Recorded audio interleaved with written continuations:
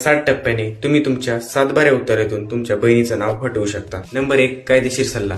पहिलं तर तुम्ही दिवाणी क्षेत्रातल्या वकिलांशी संपर्क साधून तुमच्या जमिनीच्या आणि तुमच्या बहिणीच्या संदर्भात सविस्तर माहिती द्या. नंबर 2, कागदपत्र गोळा करा. तुमच्या जमिनीच्या मालकीचे आणि तुमच्या बहिणीच्या वारस हक्काचे आवश्यक डॉक्युमेंट्स जसे की सातबारा, खरेदी खत आणि वारस प्रमाणपत्र गोळा करा. नंबर 3, ना हरकत प्रमाणपत्र. जर बहिणीचे नाव वारस हक्काने आले असेल तर तिच्याकडून ना हरकत प्रमाणपत्र तयार करा.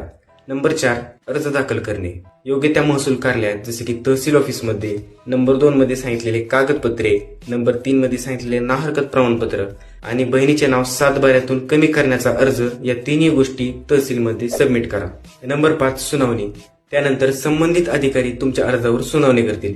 यामध्ये तुमच्या बहिणीलाही बाजू मांडण्याची संधी दिली जाईल. नंबर 6, फेरफार नोंद. सुनावणी झाल्यानंतर जर नाव कमी करण्याचा निर्णय झाला तर सातबाऱ्या उतारात फेरफार नोंद केली जाते. आणि 7, अंतिम सातबारा उतारा. फेरफार नोंदणी झाल्यानंतर तुम्हाला नवीन सातबारा मिळेल, त्यामध्ये तुमच्या बहिणीचं नाव नसेल.